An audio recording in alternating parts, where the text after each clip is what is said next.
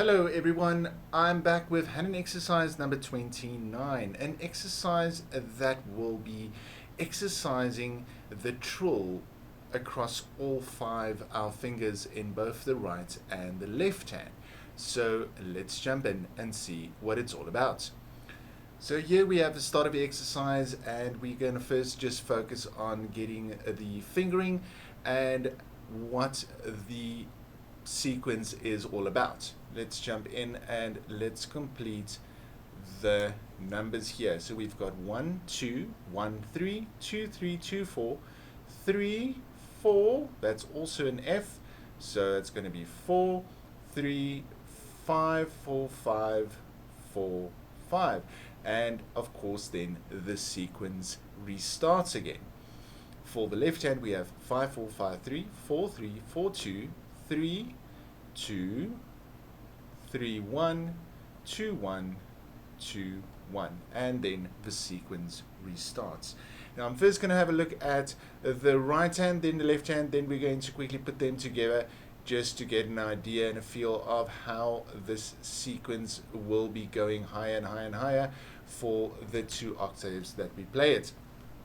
So starting on C there, we're going to do 1, 2, 1, 3, 2, 3, 2, 4, 3, 4, 3, 5, 4, 5, 4, 5. Then the sequence restarts on D. So our hand needs to move to D. The thumb moves to D. Each key gets a finger, and we continue with the sequence. 1, 3, 2, 3, 2, 4, 3, 4, 3, 5, 4, 5, 4, 5, and so on. So nothing strange about this one. No skipping of a finger or anything like that, just going up in that sequence. For the left hand, we have exactly the same, starting with our fifth finger.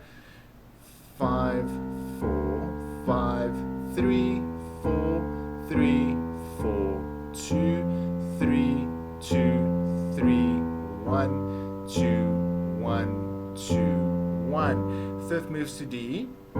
Each key gets a finger.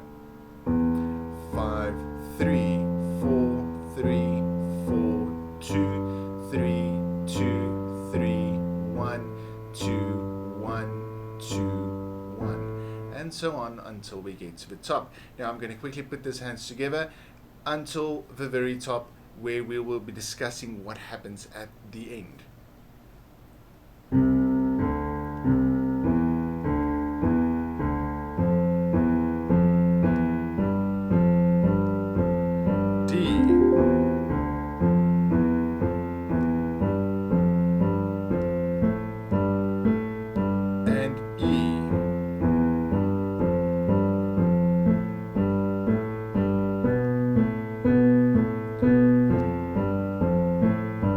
Speed it up.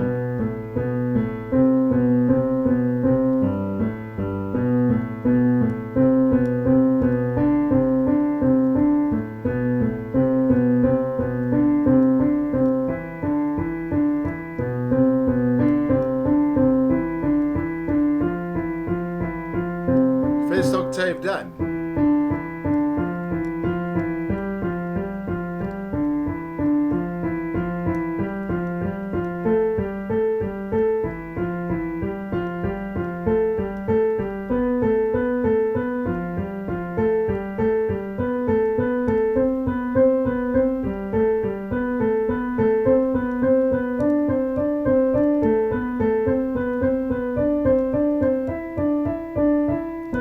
When we hit B, as per all Hanon exercises more or less, then we are going to have to check to see whether there isn't something strange that is going to happen in this part. So we're right at the end here in this bar, to be precisely, as we can see the double line there indicating the end of the section. And the most important part is right here at the end. And if we look closely, if we play that whole right hand, after I've written it in, let's quickly write that in. 1, 2, 1, 3, 2, 3, 2, 4, 3, 4, 3, 5, 3, 4, 3, 4. So this is a little bit different right there. If we look closely, we're going to play or substitute our third finger for our fourth. There we played the fourth, but there we're going to play the third. So let's see how this one pans out if I play it with my right hand. 1, 2, 1, 3, 2, 3, 2, 4, 3, 4, 3, 5, 3. Not 4. Third finger goes to E. 4, 3, 4. And this makes sense because now if we start descending, we're going to start on G, and we're ready to do that without having to move our hands strangely. For the left hand, 5, 4, 5, 3, 4, 3, 4, 2, 3, 2, 3, 1, 3, 2, 3, 2. Again, the same thing's going to happen as we have again substituted the third finger for the second right there. So definitely a little bit of a change again at the end of the ascending. So if I play this with my left hand, 5, 4, 5, 3, 2, 3, 2, 4, 3, 2, 3, 1, 3 on E, not second. 2, 3, 2. So when our thumb is ready to play on the G. I'm going to do this last line here, starting with those G's right there.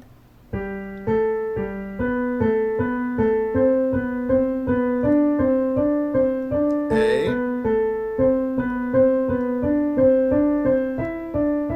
Now I'm at the end. 1. Both the thirds.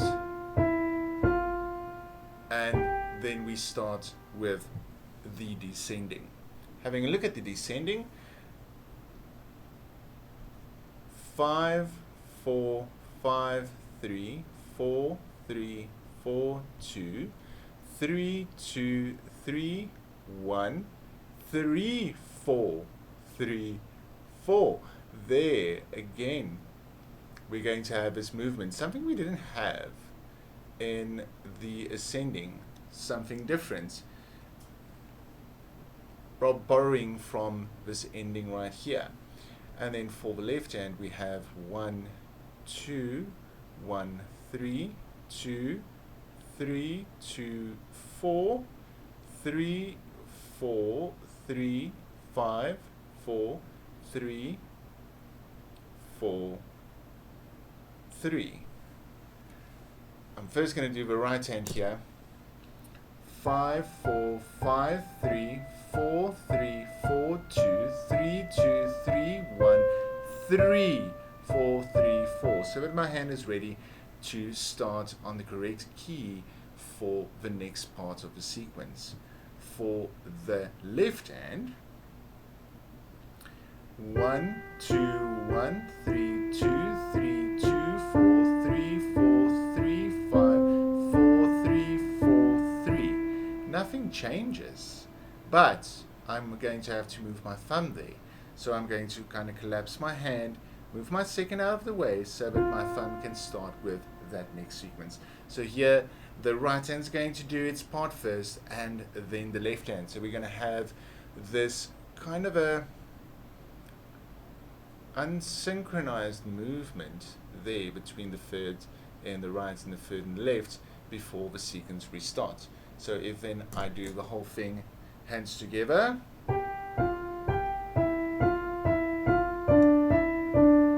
right hand first, then the left hand, thumb, both on start on the for the next sequence.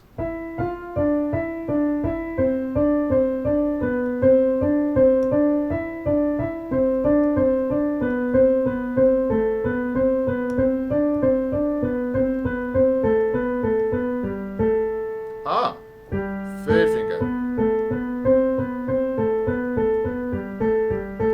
third finger,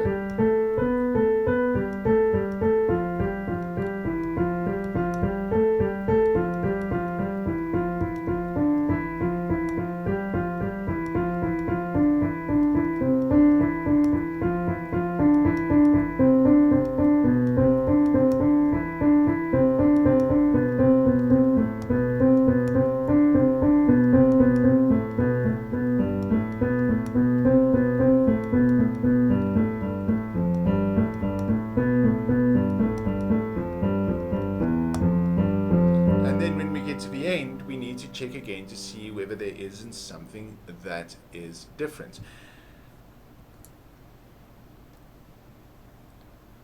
Let's quickly write in these last part here. 5, 4, 5, 3.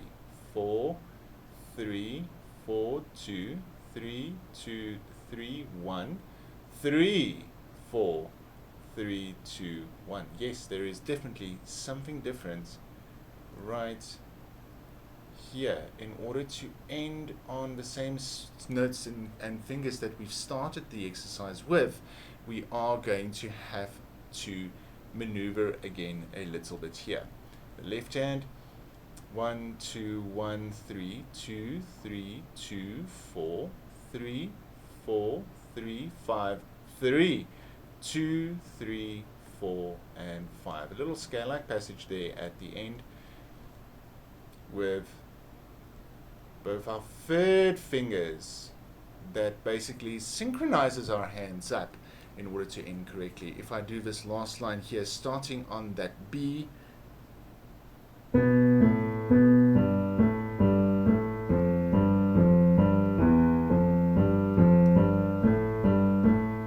I'm at the end,